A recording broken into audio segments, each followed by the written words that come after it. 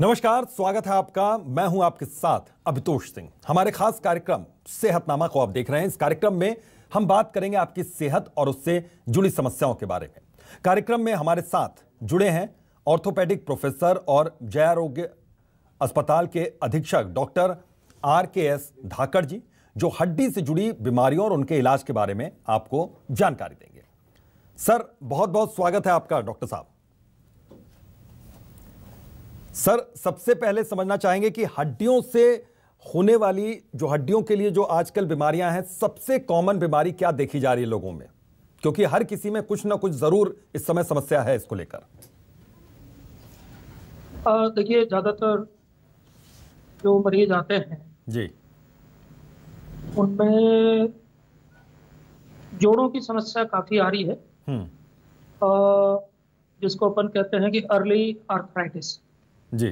और उसके कारण कोरोना के पहले भी ये प्रॉब्लम थी, और उसका कहीं ना कहीं जो मुझे लगता है कि चेंज ऑफ लाइफ स्टाइल, जो लोगों की जो जीवन शैली है उसका जो बदलाव है, वो उसके लिए कहीं ना कहीं जिम्मेदार है। और सबसे बड़ी चीज जो निकल के आ रही है, उस पर रिसर्च बहुत आवश्यक है जी सर। कि लोगों के खान पान में जो बदलाव हुए हैं, जिसमें आप देखें कि इस देश में सबसे बड़ा अगर कोई क्राइम हो रहा है तो वो हो रहा है फूड अडल्ट्रेशन, खान पान में मिलावट। तो ये सारी चीजें मिलकर कहीं ना कहीं जिम्मेदार होती हैं, और लाइफ स्टाइल तो डेफिनेटली जिम्मेदार है ही। तो जोड़ों का दर्द या थकावट लोगों में, ये कॉमन समस्याएं हैं। बिल्कुल सर।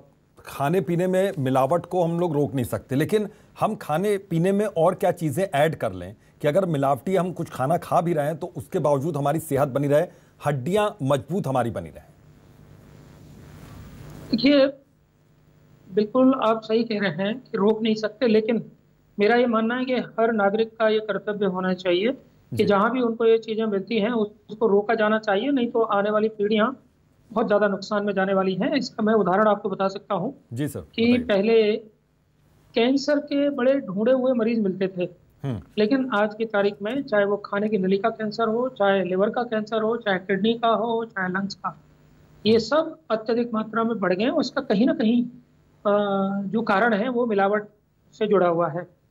आपने कहा क्या खाना चाहिए, तो मेरा ये मानना है कि आप शुद्ध जो भी आपके फ्रेश फ्रूट्स, मतलब जो फल हैं, उनको अच्छे से धो के वो ले सकते हैं।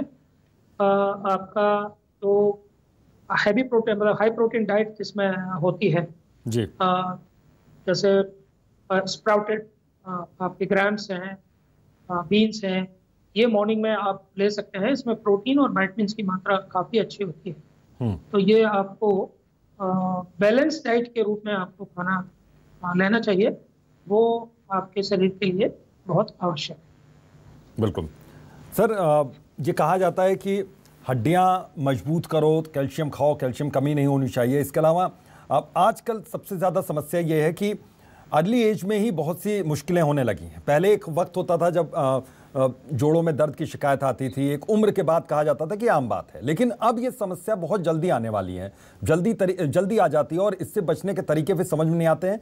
हम डॉक्टर के यहाँ जल्दी जाने लगे हैं। इसको हम कह सकते हैं कि जो जीवन शैली हमारी है यही है मुश्किल, या फिर कुछ और भी यहाँ पर परेशानी है?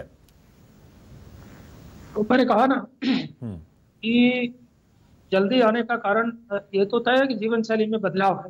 पहले पुराने जमाने में लोग सारे काम अपने शारीरिक रूप से करते थे, चाहे वो कृषि के कार्य हों या जीवन शहरी क्षेत्रों में भी ज्यादातर लोग पानी भरना या कपड़े धोना या दूसरे जितने भी काम है, मतलब कहीं जाना है तो साइकिल से जाना, ये सारी चीजें होती थी। परंतु आज की तारीख में ज्यादातर यह हो गया है कि लोग सीधे उतरेंगे, कार में बैठे या दोपहिया पे बैठे, अपनी जगह पहुंच गए। कपड़े धोने के लिए आपकी मशीन है, हर चीज के लिए मशीन है, तो जो शारीरिक श्रम है वो बहुत कम हो गया। इसकी वजह से जो जोड़ों की एक्सरसाइज है, जो घुमाव है, उसमें भी कमी आई है। तो उसकी वजह से ये समस्या जल्दी से उत्पन्न हो रही है। और फिर से रिपीटेड कहूंगा कि खान पान में जो मिलावट है वो सबसे मुख्य कारण है। बिल्कुल, खान पान में जो मिलावट है वो सबसे मुख्य है। सर एक बार अगर ये दर्द शुरू हो गया, मान लीजिए जोड़ों में दर्द शुरू हो गया और हड्डियों से बीमारी जो जुड़ी बीमारियां हैं वो आप में मिलने लगी, तो उसके बाद फिर क्या सिर्फ दवाएं ही सहारा रह जाती हैं, या फिर हम लाइफ स्टाइल में थोड़ा फिर बदलाव उसके बाद भी कर सकते हैं कि दर्द शुरू हो गया है उसके बाद हम अपने लाइफ स्टाइल में कुछ चेंजेस करें, कुछ बदलाव करें? तो बिल्कुल, आपने जैसे कैल्शियम का जिक्र किया था कि कैल्शियम सप्लीमेंट तो कैल्शियम के रूप में लोगों को लेना चाहिए, ऐसे ही अन्य दवाइयां हैं। कैल्शियम तब रिकमेंडेड है जब शरीर में कैल्शियम की मात्रा किसी वजह से अत्यधिक कम हो, अन्यथा हमारे जो डाइट रहती है उसमें उतने मात्रा में कैल्शियम होता है कि उसे हमारा काम चल जाता है। दवाइयों के बारे में ये है कि दवाई बीमारी के लिए बनी होती है, बीमारी को रोकने के लिए दवाइयां नहीं बनती हैं। तो वो दवाई तब तक असर करेगी जब तक उसका असर रहेगा शरीर में। इसलिए असली जो इलाज है या जो परमानेंट रोकने की चीज है वो आपका स्वस्थ शरीर ही है, और उसके लिए आपको बैलेंस डाइट, मिलावटी चीजें नहीं खाना, जीवन शैली में बदलाव जिसमें आपकी नियमित मात्रा में कसरत और आपकी दिनचर्या, कितने कितने घंटे आपको सोना है, कितने घंटे आपको शारीरिक श्रम करना है और कितने घंटे आपके बाकी के काम करने हैं, हर चीज में बैलेंस बहुत ज्यादा जरूरी है। एक और चीज मैं आपको बताऊंगा, आप भी देखते होंगे कि मैं आज से 30-40 साल पहले देखता था तो शहरों में शराब की दुकानें बड़े कोने में कहीं खोली जाती थी, लेकिन आज अगर आपको दिखती थी, आज आप देखोगे तो सबसे सजावट वाली दुकान शराब की दुकान मिलेगी। बिल्कुल ठीक है ना। तो वो शराब लोगों को कुछ समय का आनंद तो देती होगी, परंतु इसकी वजह से जो खाने की नली में आपके विटामिन, कैल्शियम, मिनरल्स, जिनका जो एब्जॉर्प्शन होता है, जो खून में मिलते हैं, उन सबको रोक देती है ये। तो इसलिए ये भी कहीं ना कहीं काफी हद तक जिम्मेदार है। बिल्कुल, शराब का सेवन अगर करता हो कोई तो वो कम करे, क्योंकि ये भी जिम्मेदार है कि आपके हड्डियों में अगर दर्द हो रहा है, आपके जोड़ों में अगर दर्द हो रहा है। बहुत से दर्शक इन सवाल का जवाब जानना चाहते हैं, तो उम्मीद करते हैं कि उनके सवाल का जवाब मिला है। और सर आता हूं मैं आपके पास एक बार। दर्शकों से एक बार गुजारिश है कि आप कॉल कीजिए, हमारा नंबर लगातार टीवी स्क्रीन पर फ्लैश हो रहा है, आप कॉल कीजिए, डॉक्टर साहब हमारे साथ मौजूद हैं, आप खुद से सवाल पूछिए उनसे अगर आपको भी कोई भी तकलीफ है। सबसे ज्यादा कॉमन जो दर्द है, बड़े बुजुर्गों की अगर बात कर लें या फिर नए लोगों की बात कर लें, घुटने के दर्द की, तो घुटने के दर्द की असली वजह क्या होती है और इसके दर्द से निपटने के लिए तमाम तरह की थेरेपी है, तमाम तरह की दवाएं हैं, सबसे कारगर इलाज क्या है?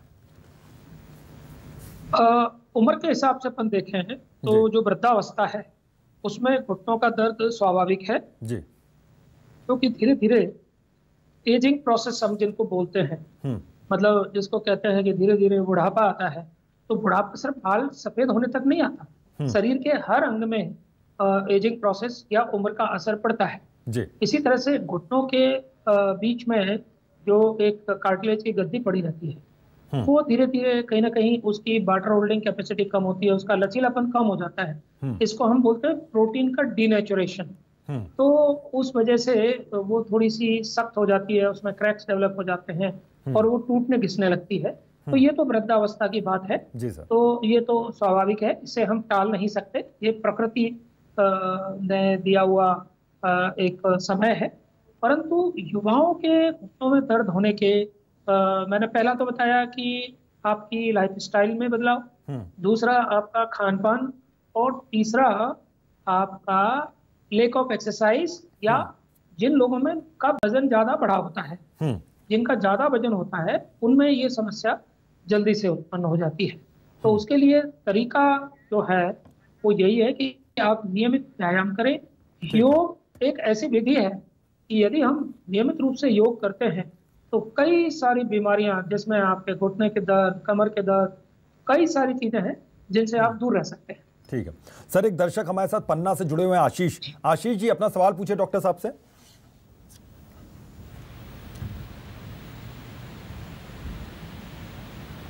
आशीष, आप तक आवाज पहुंच रही मेरी? में दर्द है और पैर अकड़ती है जी, क्या रिपीट करें? एक बार फिर से पूछिए। मेरे पैरों में मेरे घुटनों में दर्द और घुटनों में दर्द होता है और अकड़न होती है। आपकी उम्र कितनी है? अकड़ जाते हैं। आपकी उम्र कितनी होगी? 75, 75। बहुत अच्छे, 75। बहुत बढ़िया जी।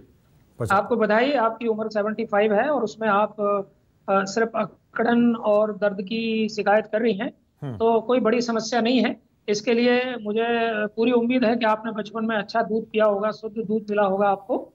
तो 2-3 चीजें हैं, आप अपनी जो सामान्य दैनिक कार्य हैं उनको आप करते रहिए। एक शुगर की जांच आप करा लें, गठिया और शुगर से संबंधित जांच करा लें। यदि सिर्फ जोड़ अकड़ रहे हैं या उनमें दर्द है तो कभी कभी ये संभावना हो सकती है। तो आपका जो भी अस्थि रोग विशेषज्ञ आपके आसपास हो उनकी एक बार सलाह ले लें और नियमित कार्य आप अपने करते रहें। ये बहुत बड़ी समस्या नहीं है, ये ठीक हो जाए। जी, उम्र के हिसाब से आपका दर्द कहा जा सकता है कि काफ़ी कम है और अब वो दर्द हल्का होगा अगर आप थोड़ा सा अपनी लाइफस्टाइल को सुधारें। और दूसरे दर्शकों से भी गुजारिश है कि आप कॉल कीजिए और यहाँ पर सवाल आप पूछ सकते हैं। सर, एक चीज़ जैसे आपने कहा कि कसरत करिए, एक्सरसाइज कीजिए और इससे ठीक रह सकता है। इस समय जो ट्रेंड थोड़ा सा बढ़ा है, हालांकि कोविड की अगर बात करें तो इस समय जिम चूंकि बंद है, लेकिन जो आजकल के युवा हैं वो जिम बहुत ज़्यादा जा रहे हैं। तो जिम जाते वक्त वो प्रोटीन बहुत ज़्यादा ले रहे हैं, वो स्टेरॉइड का इस्तेमाल कर रहे हैं। ये कितना हानिकारक हो सकता है फ्यूचर, भविष्य में? आपने इतना अच्छा सवाल पूछ लिया। मेरा मानना है कि ये जो प्रश्न है जी सर, वो हर जिम के बाहर ये लटका देना चाहिए, इसको चस्पा कर देना चाहिए। मैं चूंकि ऑर्थोपेडिक सर्जन हूँ, जी, जिम में जितने भी प्रोटीन दिए जाते हैं, ये वे प्रोटीन इसको बोलते हैं। कई लोग कैप्सूल के रूप में भी इस तरह की दवाइयों का इस्तेमाल करते हैं। आप विश्वास नहीं करेंगे, मैं इस उम्र के कई जो युवा हैं जो कि 25 से 30-35 साल के हैं, इससे इतने सारे लोगों के हिप जॉइंट रिप्लेस कर चुका हूं। और ज़्यादातर की जो हिस्ट्री होती है, ज़्यादातर लोगों के साथ जो सवाल जवाब होते हैं, उसमें ज़्यादातर का यही निकल के आता है कि साहब हमने ये प्रोटीन खाई थी और ये कैप्सूल खाए थे। तो इसका सीधा सीधा मतलब ये निकलता है कि उस प्रोटीन में और उन कैप्सूल्स में स्टेरॉइड की अत्यधिक मात्रा है। इसलिए जो प्रोटीन जिसके बारे में आपको जानकारी नहीं है उससे आपको बचना चाहिए। मैं आपके माध्यम से जो भी दर्शक हैं उनसे ये कहना चाहूँगा कि इस तरह की प्रोटीन से आप दूर रहें। प्रोटीन के रूप में आप अंडे खा सकते हैं, पनीर खा सकते हैं, दूध खा सकते हैं और आप स्प्राउटेड चना, उगा हुआ चना। सर, एक दर्शक हमारे साथ जुड़े हुए हैं, फिरोज जी, वो कुछ सवाल आपसे पूछना चाह रहे हैं। फिरोज, अपना सवाल पूछिए सर आप। सर जी, मैं ये पूछना चाह रहा था कि जो अपने लेफ्ट हैंड का उल्टा उसका पैर जो है, ये आ गया, नाम आ गया जो। हेलो जी फिरोज, अपना सवाल पूछिए। आप टीवी की आवाज कम करके सवाल, टीवी की आवाज थोड़ी कम कर दीजिए। जी जी, मैं ये कह रहा हूँ सर जी, मेरा उल्टा पैर है जो मेरा उल्टा पैर है, तो उसमें करीबन 6 महीने से दर्द हो रहा है। मतलब ये मान के चलो आप, अगर 200 मीटर अगर चल रहा हूँ तो चला तो जा रहा हूँ, लेकिन वापस आने में बहुत परेशानी हो रही है क्योंकि मांसपेशी में प्रॉब्लम है। अच्छा, कमर के नीचे से, मतलब कूल्हे के नीचे से आपको दर्द हो रहा है? नीचे तक? कमर के नीचे से तो घुटने के नीचे से पीछे से तो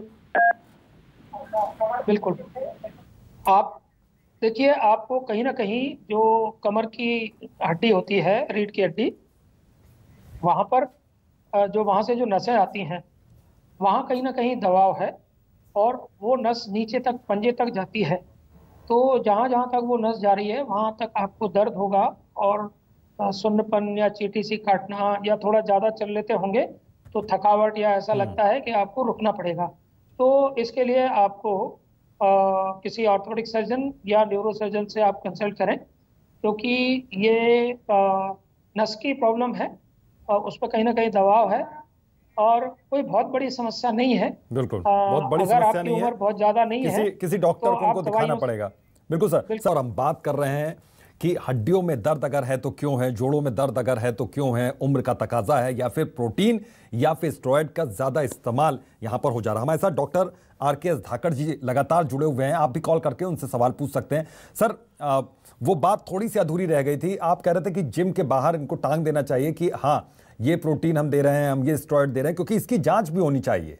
अगर मुश्किलें हैं युवाओं में सर बहुत ज्यादा इस वक्त ये समस्या बढ़ी है और इसकी वजह सीधी सीधी यही है, प्रोटीन या स्टेरॉयड। बिल्कुल आप ठीक कह रहे हैं।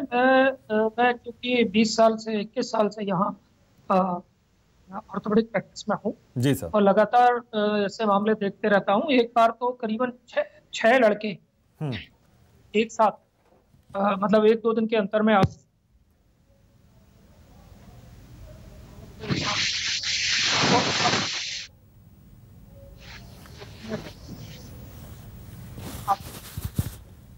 यंग लड़के जो कि 30 से 30 साल के हैं और उनका वही इतनी होती है कि आप दिल जाए। तो बता दें कि कोई तकनीकी खामी की वजह से आवाज स्पष्ट नहीं आ रही, लेकिन हम दर्शकों को बता दें कि हड्डियों के कमजोर होने के लक्षण अगर आपको भी महसूस हो रहे हैं तो आप समझ सकते हैं कि डॉक्टर के पास जाने का वक्त आ गया है। इसके बहुत से लक्षण हैं, अमूमन दिल का तेजी से धड़कना, फिटनेस कमजोर हो जाना, ये सारी चीजें हैं।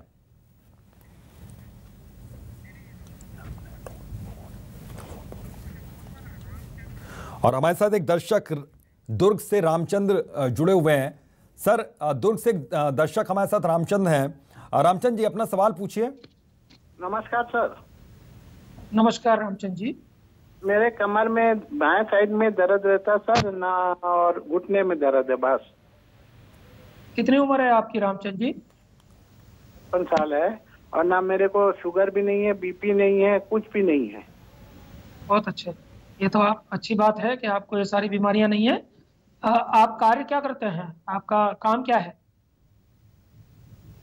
मैं वो ले लिया वहाँ से, घर में रहता हूँ। हाँ, तो कोई वही कमर की समस्या है आपको? हाँ, बाएं तो साइड। कमर में आपकी में जो हड्डियों के बीच से नस निकलती है, वो नस पे कहीं ना कहीं दबाव है और उसकी वजह से ये आपको दर्द कमर से होके और पांव तक जाता है। उसके लिए आपको किसी स्पाइन सर्जन, हड्डी रोग विशेषज्ञ, न्यूरोसर्जन से आप संपर्क करें और अपनी समस्या उनको बताएं।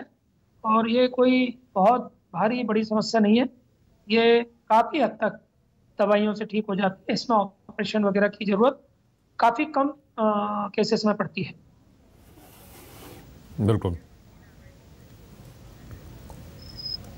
और रायपुर से एक दर्शक हमारे साथ अक्षिला जुड़ी हुई हैं। जी अपना सवाल पूछिए डॉक्टर साहब से। नमस्ते सर। जी सर मेरे आपसे नमस्ते। 2 सवाल है। पहला ये है कि जैसे मेरी मम्मी है, उनको सर बीपी है, शुगर है और पथरी है। तो सर पथरी गॉल ब्लैडर में उनको मिल्क और मिल्क प्रोडक्ट्स मना है, तो सर उनको कैल्शियम इंटेंस क्या देना चाहिए? उनके घुटने में कई बार तकलीफ होती है और बैठने में भी परेशानी होती है। उनकी एज 53 है। और सर आजकल जैसे हम लोग, मेरा दूसरा सवाल ये है कि हम लोग आजकल इंडियन कम वेस्टर्न टॉयलेट ज्यादा यूज करते हैं। सर आगे चल के हम लोग को उससे परेशानी हो सकती है कि नहीं हो सकती है? और जैसे छोटे बच्चे हैं तो उनको कैल्शियम इंटेक क्या देना चाहिए? सर ज्यादा आजकल मिलावटी खाने आ रहे हैं, तो उनको क्या देना चाहिए? 2 साल के 2.5 साल के बच्चे, उनके इम्यून सिस्टम के लिए, उनकी हड्डियां के लिए क्या देना चाहिए? सर मेरा सिर्फ यही सवाल है। Thank you so much. बिल्कुल। देखिए, जो आपने पथरी वाला सवाल एक पूछा, तो उसमें तो आप किसी गैस्ट्रो सर्जन को आप संपर्क करें, तो वो आजकल दूरबीन से उससे बड़े आसानी से ऑपरेशन हो जाते हैं। शुगर और कोई वो बहुत ज़्यादा कंट्राइंडिकेटेड नहीं है, शुगर कंट्रोल करके और सभी सर्जरी बड़ी आराम से हो जाती है। दूसरा सवाल आपने वेस्टर्न टॉयलेट और इंडियन टॉयलेट का पूछा, तो डेफिनेटली देखिए कि शुरू से यदि आप इंडियन टॉयलेट यूज़ करते हैं और जब तक बिना किसी प्रॉब्लम के वजन नहीं बढ़ा है, कर सकते हैं तो करते रहना चाहिए, इसमें कोई दिक्कत नहीं है। वेस्टर्न टॉयलेट भी यूज़ कर सकते हैं, परंतु उसके साथ साथ में आपको अपने घुटनों की और उसकी नियमित एक्सरसाइज करते रहना चाहिए, जिससे कि आपके मूवमेंट पूरे बने रहें।